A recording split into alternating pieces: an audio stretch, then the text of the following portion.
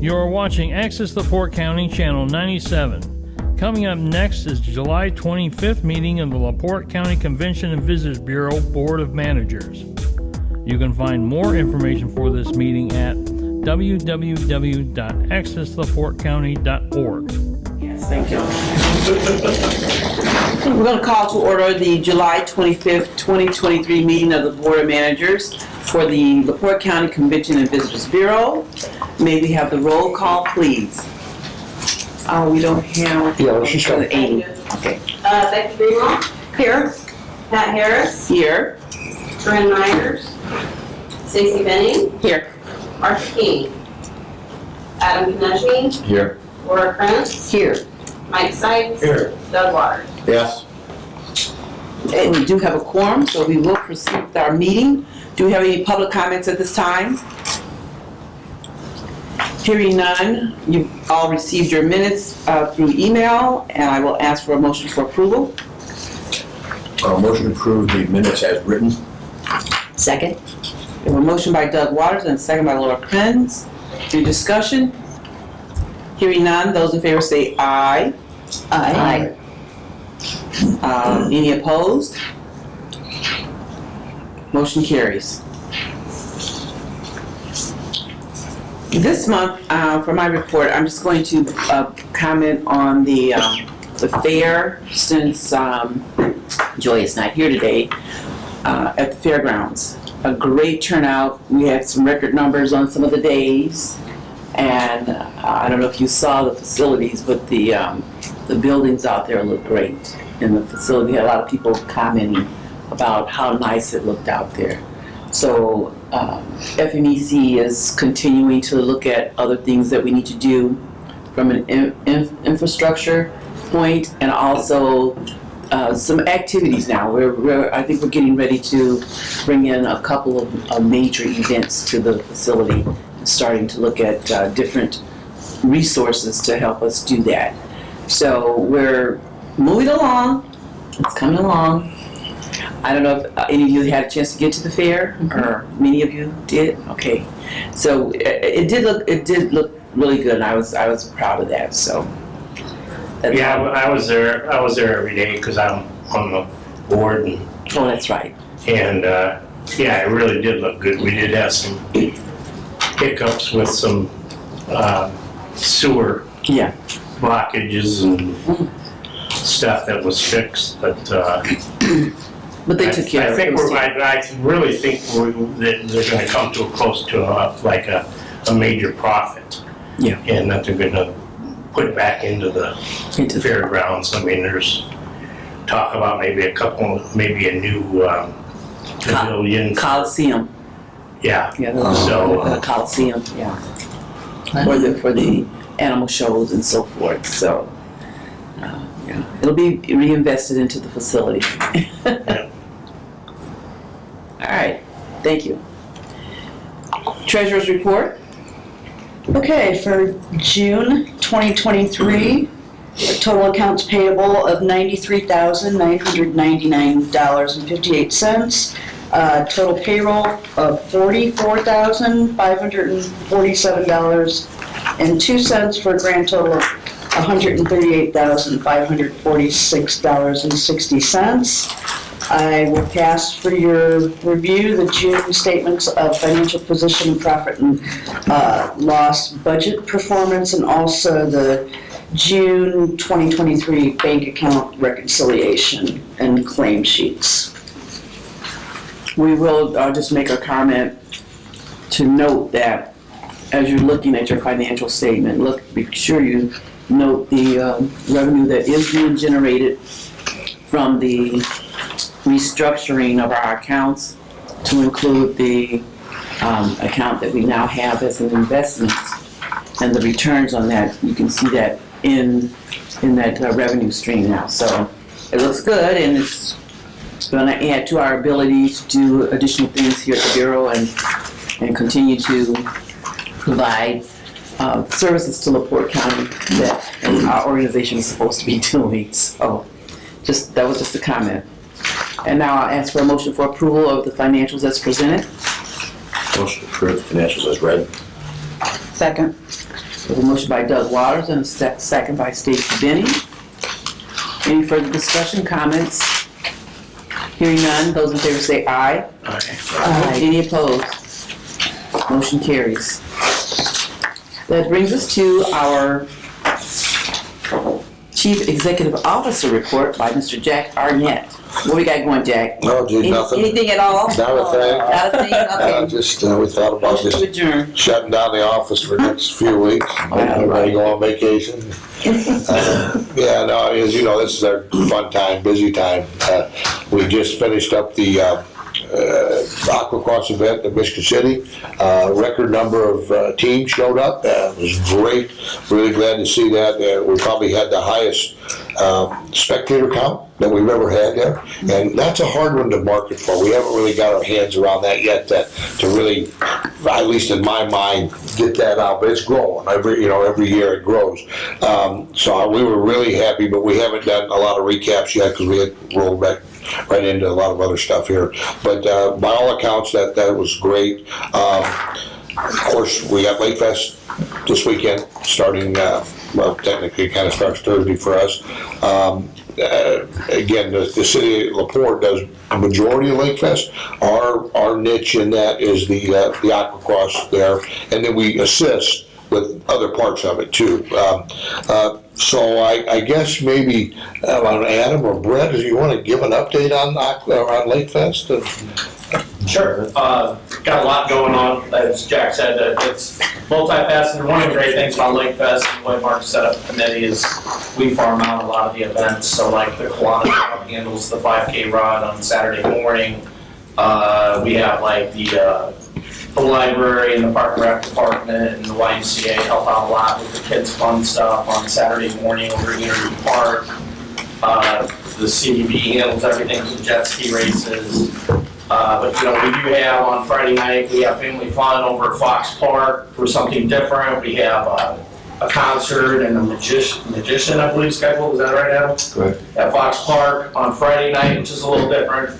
Focused, family friendly over at Fox Park on Friday evening, starting at 6 o'clock. And then over at Stone Lake on Friday evening, we have a DJ at Stone Lake Beach from 6 to 8-ish. And then we have a tribute band that specializes in yacht rock, kind of like Jimmy Buffett, Bob Marley, Zach Brown Band, Kenny Chesney, that kind of stuff. Called Catalina Wine Mixer that's going to play at Stone Lake Beach from 8 to 10-ish.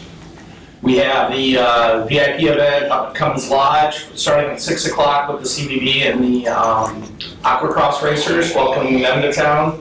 That's going to be great. I believe that starts at 6. Catered by Sweet Lou's, courtesy of the board here, and Jack and Linda and everyone. So that's wonderful. On Saturday, we have the Aquacross races at Stone Lake Beach. We have a 5K run that morning. We have a Kids Fun Zone over at Unity Park. We have the Artisan Market, which is curated by the Collective at Fox Park during the day. And then Friday or Saturday evening, we have, let's see here, we have 2 opening acts for music that begin at 6. Then we have fireworks over Clear Lake. And then national band, not tribute, but actual national band Everclear for a free concert at Fox Park Saturday evening. And then on Sunday, we have Jessica Lago at Fox Park. We have a car show earlier that morning put on by Rusty Knuckles at Fox Park. And we have the Aquacross races, once again at Stone Lake Beach from 10 to 4-ish, and then the awards ceremony at Stone Lake Beach that day.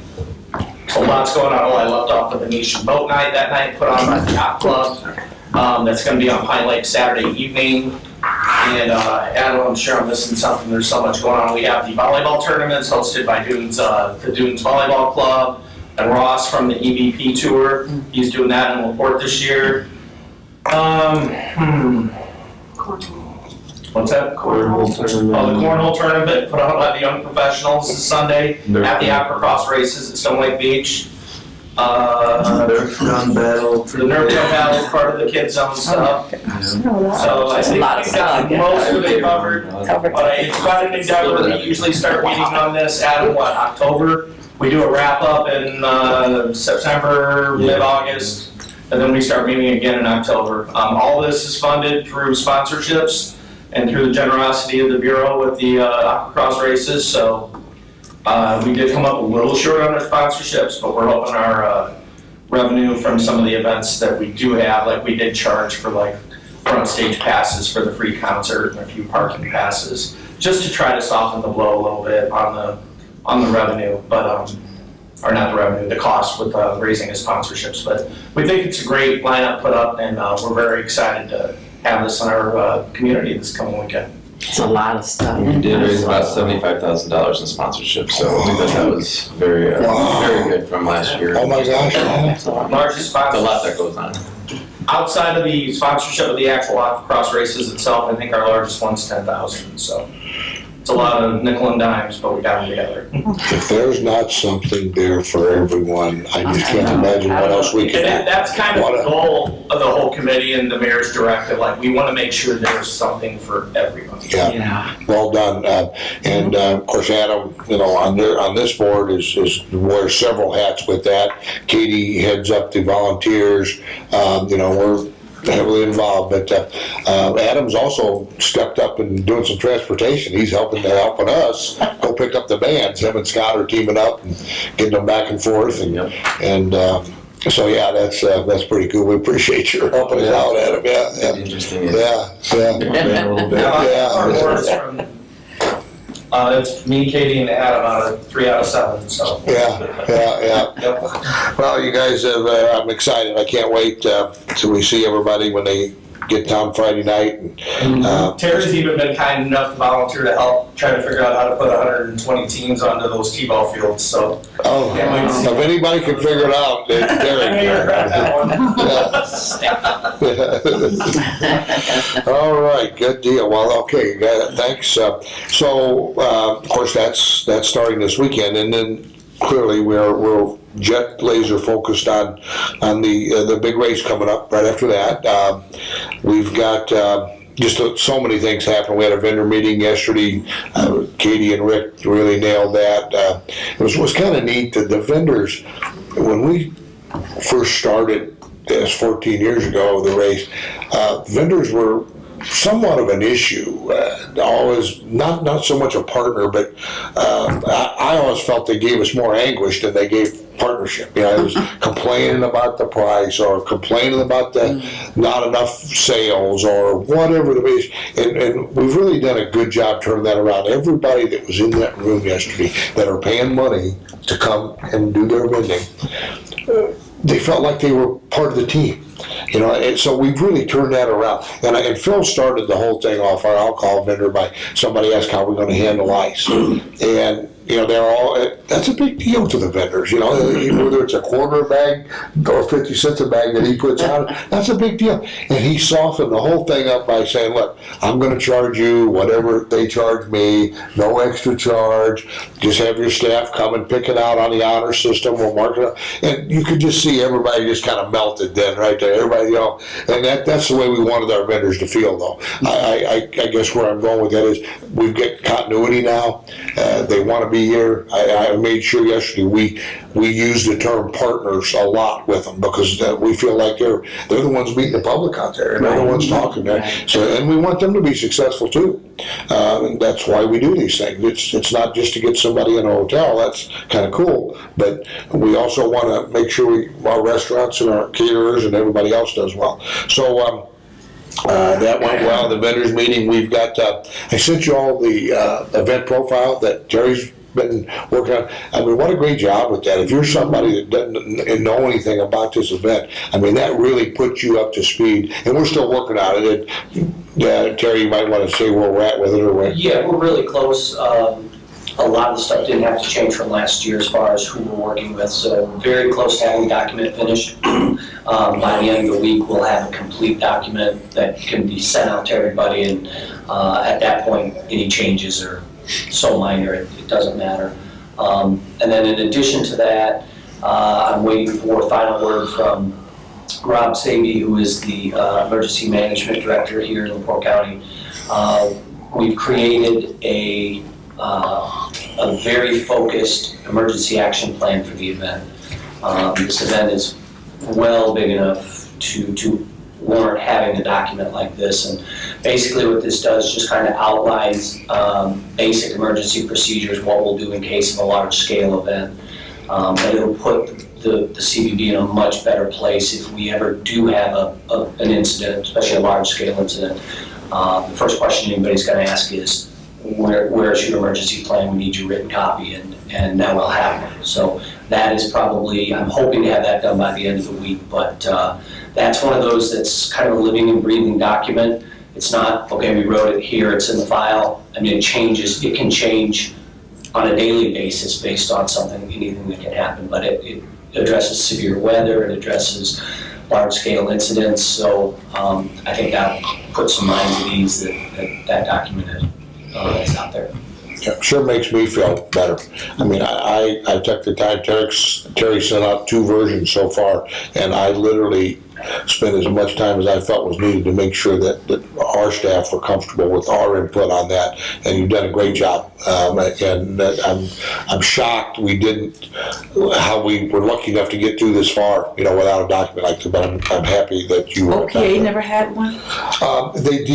They did, but nowhere near this level. Okay, and especially reaching out to our infrastructure folks. They had theirs in place, and we depended on that, and it might have survived. Well, it did survive. Well, it did, absolutely did. And Superboat International had one too. Right. But it was, if you want to just compare it in pages, it's like 6 pages of theirs to 56 in ours, or whatever it is. It's, but ours is a much more thorough document, I guess the point I'm making. Yeah. Plus OPA's really focuses obviously on water incidents. And yours is more focused on boats, whereas mine mentions, okay, if something happens on the water, we put into effect OPA's emergency action plan, but ours is a propane tank blows up in the vendor area, or the tent collapses, or an active shooter, any of that type. Midget storm in the area. Don't say that. Yeah, he said weather. But it addresses that type of a situation, so that. Okay, gotcha. And really, it doesn't put any. If you have a large-scale event, you automatically go into ICS, which is Incident Command System, and it's turned over to whether it's fire, police, whoever has jurisdiction, and they run everything, and really our role becomes support, whatever they need. They need equipment, they need vehicles, they need bodies, they need whatever they need, we help get. So it's really just, it's focused on the event as a whole, as opposed to just what's happening on the water. Gotcha. So, yeah, and I'd like to make sure we keep the board updated, but there's so many things happen with the race. I'm a little hesitant to go too far, into the weeds on that, but any questions on where we're at with the race stuff, let me know. It's all coming together really well. I think this might interest you all a little bit. In this industry, the offshore racing industry, there's 3 main components. You've got the race teams. Got to have race teams in order to have an event like this. You've got the promoters, which is like OPA or Superboat International, who come in and run the event. And then you got the whole sites, which is us. Those are the 3 components. And it's been interesting over the years, the politics of how these things work. Mostly with the host sites fighting, because there's multiple, not with the host site, with the promoters, because there's multiple options. We chose OPA, but there's another option out there. So they would like to get Michigan City, these other guys, they're always, barking around. So recently, they kind of put us in the middle of some of their barking. And I didn't Stacey's reaction was the same as mine. We don't want to be there. That's not. We've lived through this before. So I think you'll be happy to hear that what I've done is I've gotten the other 6 venues, the host venues. They were coming anyway. 4 of them were. We invited the other 2. We're going to meet Friday of the race, and we're going to pull everybody together and talk about what our needs are. We're kind of, I use the term, I'm going to be collecting union dues. We're going to join a union and be the, but we do feel like we got to look out for our interest. Everybody else looking out for theirs. And I thought you guys would appreciate that. We're going to, and again, nothing big, but I just don't like us being caught in the middle of their politics and because the one, just an interesting comment, there was a Zoom meeting a few days ago about points and stuff that really doesn't factor in here much at all. And the competitor that would love to get to Michigan City site, he said, well, guess what? I'm going to start a race next year competing with Michigan City. Yeah, really, guys, do you need to do that? We're not into this battle. That's your problem. And don't drag us. Don't threaten to put another race out there for sure, because the race teams want to be here. That's the key. Terry and Rick we're out of space for the race teams. I mean, we are out of space. I looked at their last layout, and there's going to be race teams on Franklin Street, maybe, I don't know. But we're out of space for sure. They're trying to cram them in there. So, but that's good. That's what we want. Yeah. And it's good to have that conversation, that dynamic going on right now, so that you can address those concerns with the competing hosts, I guess. Yeah. So the last thing Terry did, though, he started talking about him and his team. So, well, we got to put race teams in. He started the World War III right here in the CVB. So we got to put race teams in the food court. Well, my food court staff said, "No, wait a minute, we don't have any." So thanks, Terry, for keeping things straight up. But it's a great problem to have. Great problem. Yeah. So, any questions on any of that? So then, what else? Laura wasn't able to make it. She let Pat and I know, but she did approve. We went ahead with the purchase of the vehicle that you guys all approved. Interestingly enough, we've already had it to the airport 3 times, picking up stuff, people for the fair. Laura, the attorney. Yes, I'm sorry. The other one, I thought I pointed, but I might have I knew what I was thinking. You guys might not. Yeah, that's like, okay. Yeah, she, as you know, you gave her the nod to give me the nod to say yes or no once we came to a purchase. And she did right away. It worked out really great. And yeah, it was a good thing. Timing was great because we needed it for the fair, big time. They actually needed more help than we expected. So that's working great. And let's see, we've got, we're upgrading our Wi-Fi for the boat race, making sure that the attendees get better options for Wi-Fi, but certainly us, that we need in our tent too. So Comcast has stepped up. They're helping out with that. So a lot of little things like that are happening around that. So I'll just, I'll just move on to heads and beds. Did we have anything at all, Aim, today? Not much. I mean, we visited, I think I told you guys last time that we were gonna go visit the hotels, and we did, and we took promotional materials for the Lake Fest and Great Lakes Grand Prix. Most of them are having a really good summer. We'll get, once things kind of die down after the race, we'll get some better ideas on numbers and who was full where, especially in full. But another real quick thing, Aria Resort did change their name to Pine Lake Resort and Banquets, so just letting you know that. Yeah, that potentially could be a huge deal for us. If they get back to where they were, that'll be the only full-service property that we have in the county besides Blue Chip.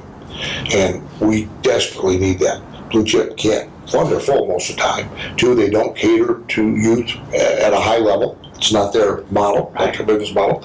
And we desperately need it. If this happens, we're setting on kind of pins. We know for sure if they've got it ready in time, we'll be able to bring the whole November Pop Warner event back to LaPorte. We've lost it technically for a year because we didn't have facility for their meetings. We had places to play, but we didn't have facility for their meetings. And so Porter County and Lake County's got some of that business the last couple of years. So, but they're telling us that they're going to be up and running by November, which, I mean, that's a month's worth that's a big deal. That's like the NSA World Series, which, by the way, just finished, and it was a huge success too. That does lead me, though, into... Director of Marketing. Oh, yeah, I'll go back, because I wanted to get, I think Linda asked me to get Dale up ahead of her today. And okay. So, yeah, I had a method to my madness on this one. Okay. Yeah. I appreciate it, Pat. Yeah. I'm like, Yeah, no, this was a pre-planned diversion here. But lastly, on Amy's report, I just let you know the innkeeper's tax is still above last year. Unbelievably. Now, we're not at the level we have been like last 4 or 5 years, because we just don't have any new beds, but we're still ahead, which is great. That's what we want to be. So Amy and team, good job. So one thing we neglected to share with you, I think we do a pretty good job keeping the board updated on events and things like that, but with all of our great events, sometimes the normal relationships that we have in the community slip through the cracks as far as keeping you all updated. And Dale does a great job with that. She's our community relations manager. Katie does his sister, but really Katie's, we got her doing a lot of other things right now. So Dale is going to give you all a brief update today on some of the stuff that's happening in the community not related to some of our big events. Dale? So first we're going to pass this around. This is a playbook for what's called Vibrant Michigan City, so you can take a look at that. The EDC has partnered with a group out of Indianapolis called the Brookings Institute, and they chose 3 cities in Indiana to work with. They're working with Clarence Halts, and they chose Seymour. They've already finished that one, and I've been working on that project for the last 6 months, and that's the information that came out of it. So what we did was we went around to the east side, Eastport, and the west side, and we talked to people that live in that community and leaders in that community, and we got them together, and we talked about what they would like to see in that community. And that's what came out of it. There are steps that we need to take to revitalize that community, like it's a food desert, and what they want to see in that community, and housing, and what needs to happen with that. And now, it's a 3-year initiative it's only been 6 months so far. And so now what we have to do is implement all of that, and that's what we need to do. So the next thing that I've been working on, that's the last 6 months, was the Dunes Summer Theater. I'm on the diversity committee for the Dunes Summer Theater. What I've noticed over the last couple of years were no Black people coming to the theater. So I worked out a project where I go around to the Black churches and I invite them to come to the theater, and the theater actually lets them come on a Sunday that they have structured out, and they come to the theater free, which lets them know that there are other things to do in Michigan City. So I think that's a wonderful project for the Dunes Summer Theater, and I know I appreciate them letting us do it. I'm also on the Old Lighthouse Museum board, and we've had 2 fundraisers this year. We're planning another one, and I'm chair of all of those. Last Saturday, I worked at the 50th anniversary gala for the Eastland Memorial. Have any of you heard of that? It was extremely well attended. I think we had about maybe like 100 people there, and it was a wonderful event. Next month, we're having an ice cream social, so I'm chair of that. We also had a boat ride that was given by the Amita Chew, which was a fundraiser as well. And last month, I'm on the board for the Levesque Center as well. I was chair of their gala fundraiser. We raised about a little over $90,000 for that. And if you don't know, they don't have revenue just built into their what they do. So we have to raise money for everything that we do. So I spend a lot of time fundraising because we want everybody to be able to get in there free. We also write grants for murals that are on the west side. We have 2 up right now. There's one going to be at the Hope Center. So they also have to raise money to pay the people that work there. So that's an ongoing initiative that we have. We also had a fundraiser here, a book sale last month. I'm on the Michigan City Public Library along with Stacy. So I'm on the Friends of the Library Committee. So we had a really nice book sale here. And we raised about $1,000, which is amazing when you consider that paperback books, we sell them for 50 cents. And the hardbacks for $1. So that was a lot of books we sold. And that money goes right back to the library. We buy chairs or computers. We only have that once a year, but we do have an ongoing book sale here. So we're always trying to raise money for that as well. We also have an initiative here at the Bureau called Dine Around, where we go to different restaurants in LaPorte County. We eat there. We can take people if we want to take them, but we pay for it, and we talk to the managers and the owners, and we let them know that it's us, the Visitors Bureau, and we're there to support whatever they need to do in their restaurant. So that's an initiative. Who's doing the going around? I would like to, I haven't been invited to go around yet. We'll send you the executive summary though. We'll have a summary for you. I don't want to stop it. Just not a snack. I know, right? How can I eat that? What do I put on that summary to eat it? So I'm also on the Center for Creative Solutions Board. And in September, we're having a fall forum, and it's on music and creativity. We have one every year. The one we had last year was creativity and fashion. So we choose something that people might be interested in, and it's all free, and we let the public know. And we also have a poetry contest for children, and we give them awards for that. So those are just a few of the things that I've been doing in the last few months. Yeah, and again, Everything, just yeah, you guys don't always hear all that, but, you know, I gotta step back and share some cool thoughts with you guys. When Linda and I started this gig with Pat was on the board, Doug was on the board, Martha was on the board.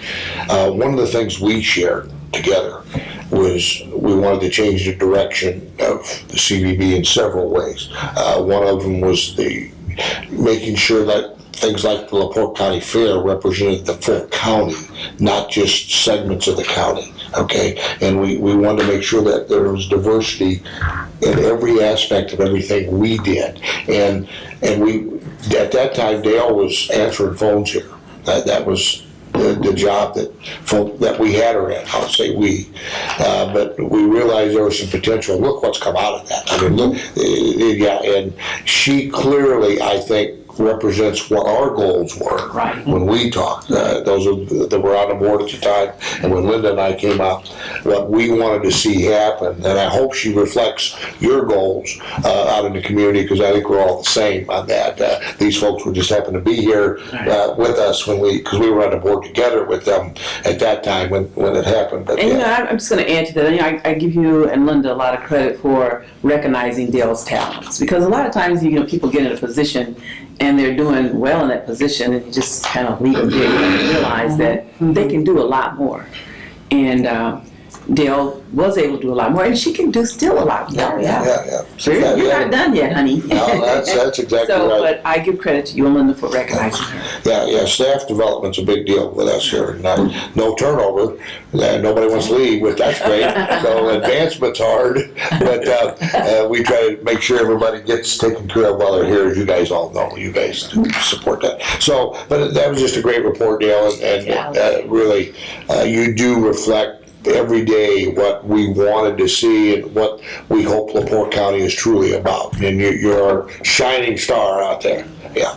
So with that, we'll go to the other shining star here, and that's, of course, Linda, who quietly takes care of a lot of that for us. So you want to give us an update? Sure, absolutely. And once again, kudos to Dale. I call her our community butterfly, because you can go in any business here in the county and they know Dale. or her name comes up and so on and so on. And I think that's a huge asset for us because that means our word is getting out as far as the CVB, what we do. And at times she's responsible for getting a lot of new partners to sign on for our visitor guide. So it's a well-rounded position that she has. And I just have a few things. One, obviously we're talking about the boat race and so on. Between what we're doing from social media with the CVB, our regional group, our state group. A month or so ago, I told you we partnered with a company along with South Shore CVA to promote our boat race along with their air show. Jack and the director for the air show have done a joint letter that is out there, so as people, and I'll send a link to you so that you can see, but that's out there. We're hitting literally the whole state of Michigan, Ohio, and parts of Chicago, and this is on top of the marketing that we already are doing. Our partnership with Great News Life is right on it and reaching out to Amy so that they're promoting that on LaPorte County Life and what's the other one? LaPorte County, Amy, and Northwest Indiana Life, and so on. So, and definitely, this is our 14th year. And then, obviously, being an award-winning event, that word is spreading. Amy, Katie, and I just got back from our Destination Center National conference, which was held in very, very hot Dallas, Texas last week. Amy was in a little earlier because she is taking her CDME class. So she flew in, started her class. So by the time Katie and I came, we got right into the conference. This year's conference, hosted by Visit Dallas. Our total attendance was 1,675 attendees. Wow. Sold out. Hotels sold out. The convention, I've never seen, when you go to registration, sold out. Awesome turnout, very exciting. We had great representation from our regional, our Indiana Tourism Association, and everybody was engaged, excited just to hear what the different presentations. And throughout the 3 days, you could break out in groups and go to different sessions, so we all weren't sitting in the same, but it was just the excitement of, once again, being together. Internationally, they've grown. It was at one time Canada. You had representation from Puerto Rico and so on. So I have to remember that for the race. But the hot weather was bad enough. But at our opening session, our keynote speaker, and I'm just going to pass this book around, Sydney Marshall is the CEO of the Dallas Mavericks. And she was interviewed on stage, and her story from her beginnings to where she is today was just fabulous. And the top guy at the Dallas Mavericks had interviewed her. She had a very successful career with AT&T for 30 plus years, had retired, and they came seeking her because of what she had done, and they needed someone to actually come in and just kind of rework the system there, and she's done a fabulous job. And first time I've been to a DI conference, well, at the end of her session, there was a full standing ovation, which I thought was unbelievable. We've never seen that. But her story, in fact, Amy and I, when we registered, they were handing out books. And we didn't know, who is this, and didn't have time to sit down. But during the keynote speaker really opened our eyes and just saw, and a lot of things, Dale has mentioned it, the diversity, inclusion, and equity. I can't tell you how many times we heard that throughout the conference with different speakers. And if you recall, I think in our current strategic plan, we do have DEI so noted because it had actually gotten initiated by Destinations International. And almost every other speaker, but definitely the keynote talked about, you know, diversity, and I was so glad to hear what Dale was saying. So in November, Indiana Tourism Association, and Dale and I are signed up for that. They're doing a webinar, and it's actually going to be done by DI, and it's once again talking about DEI. Last month, ITA strategic plan we were working on, and I was sure that we got that so noted because it is important, and this is all you're hearing about. And so, but I was thrilled just to hear the different speakers that this is a big deal. We want it out there, and we want to be sure that the different groups, organizations, CVBs, and so on are having that focus. So after the webinar in November, we'll be able to come back and just give you an update and so on, but that is something where the CVB is on board with, our state group, and now DI is pushing that towards us as well.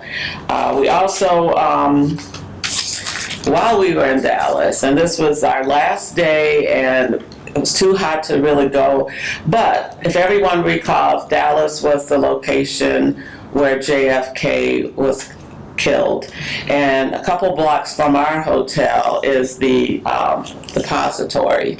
So we were able to go in and walk through, and it very emotional, and to just walk through, and they had, you know, information on the walls, videos playing. We were up on the 6th floor, so we were actually able to look out and see the grassy knoll and so on. And interesting enough, Katie was with Amy and I, and as we're walking, she says, you know, I wasn't even born yet. Right. So it was a big moment, you know, for her, and she was able to go to the gift shop and pick up a pair of Jackie O sunglasses, so she was very proud of that. But it was just a great feel to be able to, all these years, you've known what happened and so on, but to actually personally have a chance to be in there, which was great. So like I said, the conference overall was perfect. A lot of different things going on, events, and definitely the host hotel was the Omni Hotel, where we stayed, and just great location. But every time you went somewhere, they had the Destinations International. Amy took a couple pictures of the three of us. Well, not Amy was in there, up there, but following us, and they were already moving DI stuff out on Thursday. Mary Kay comes there every year. And so everything is turning pink now, and they buy out the whole hotel and so on. So we're not sure. We think next year's conference is going to be in Tampa, Florida. But I think this was definitely, we were in Toronto last year, but I think just with the turnout alone, I think you just see the interest people have, and definitely with the professional development that DI does.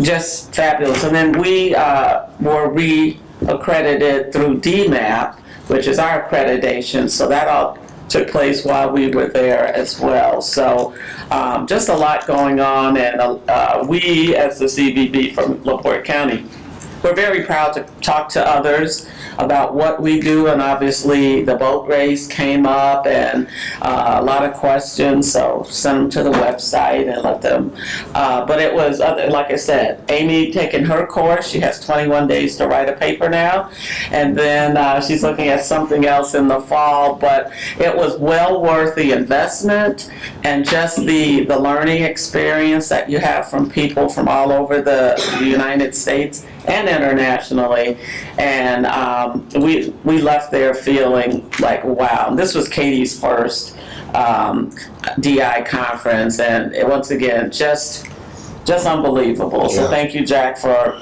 getting us in there, and well worth the investment, and like I said, great turnout from Indiana. So Well, here's the flip side of that story. We lost 3 key staff in July, right in the middle of everything.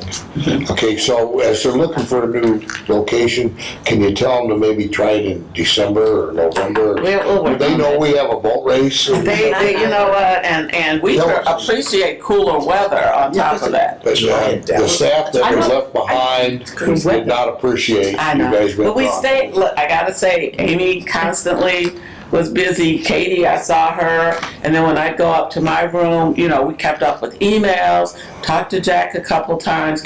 So, you know, at least we knew everything was, and we had confidence in everybody that was still here Yeah. and keeping everything flowing. So, thank you, Jack. That was so smooth. I think Katie aged a little bit on this trip. It was, so anyway, that was good. Thank you, Linda. Good report. Terry, do you have anything else, Mr. City? Just, obviously, boat race, all consuming right now. And then 3 weeks after the boat race, we will have Oktoberfest. We've already booked 44 bands over 4 days, 3 stages, 15 food vendors, and about 40 artcraft and merchandise vendors.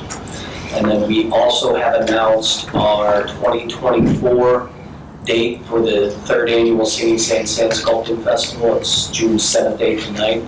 I attended the Wisconsin State Sand Sculpting Festival 2 weeks ago in Manitowoc, and it was pretty exciting to go there and see that most of the stuff they're doing was all laid out similar to the way we do it. They came to our event and basically tried to model it, so very excited about that. So yeah, other than that, there's really nothing going on. Yeah, right. Brett, close up for you, buddy. Just quickly, I'm trying to think here. Lake Fest, obviously, we already talked about that for this coming weekend. Farm and Forge continues on Sundays through the end of September. And we have a downtown movie night tonight at Plaza 618. It was moved from Fox Park due to paving to get ready for Lake Fest this weekend. Renovations at the Civic continue. We should have all the seats installed, and the walkways will be epoxied and ready to be used by August 14th. And the first Mayor's Ball of Mayor Derby's term will be Saturday, August 26th. It will be a beach theme because we have had a delay with Carrier on the installation of the actual air conditioners. So it's going to be a semi-casual event and a beach theme. It's going to be a little different, but it will be Saturday, August 26th at the Civic Auditorium, and that will be our first event after the renovation. And yesterday we just announced the dedication concert. Loverboy, the actual rock band from the 80s and 90s, or I shouldn't say 80s and 90s, very popular in the 80s and 90s, will be at the Civic Auditorium on Friday, September 22nd. Very happy about that.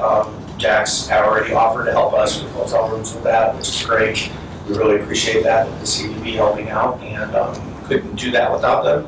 Those are those hidden expenses that you're never ready for, and I'm sure Pat's aware of this from FPMC. Those things come up pretty fast. So we appreciate that, but it's gonna, things are wrapping up pretty fast for us in Civic, and we're pretty well booked actually already in the next March. So things are moving quickly. Yep, and then I'll close out by just saying that we do have an NIBC meeting coming up next 2 weeks. 3 weeks maybe, I think it's, we moved it back, yeah. Yep. But we're still constantly working on that event. And, you know, just listen at the depth of the things that we're involved in the county when, you know, I do live it every day, but hearing it come back out at the meeting, it's amazing where our tentacles have reached out to in the county and what you guys have let us do here. So it's pretty cool stuff, guys. We appreciate it. So Pat, I think that probably concludes anything you already done with the county report? Yeah, we're done. So I'm done. Okay, do we have any unfinished business at this time? Any new business? Okay, that brings us to board comments. Board members? Well, I'll just throw something out there. It's not a heads and beds event, but it's a very, very important event on this Saturday. The citywide back to school rally will be held. We have some special entertainment coming in, a motivational speaker and entertainer coming in from Florida, Dr. Ferris Hill, and he's going to be out there in addition to the normal activities we have, and also giving away about 1,500 backpacks at the same time. We'll have food and some competition events for the younger kids, a hula hoop contest, double dutch contest, a 50-yard dash, kind of little entertainment, things like that, and also a little dance contest. So it's a rally. It's not just you give the backpacks, but a rally. We want to get our students excited about going back to school. And so that's why we have all the different activities and so forth. The parents come out, they have a good time. We're going to have about 30 social service agencies out there with their booths. They're giving information to the parents so that they know the additional services that are available to the families. So it's a very worthwhile activity, and it's kind of fun to see it. And just want to encourage you to come out Saturday at Gill Field from 11 to 3 o'clock. And if you come around 12:30, you really see how festive. Yeah, it's really cool. It actually looks like a little festival. I'll be there. Yeah. Okay. So, that's all. Any other board comments? Anybody have something special they want to share with the viewing audience? If not, our next meeting will be August 22nd, and meeting is adjourned. See y'all then. You do a good job.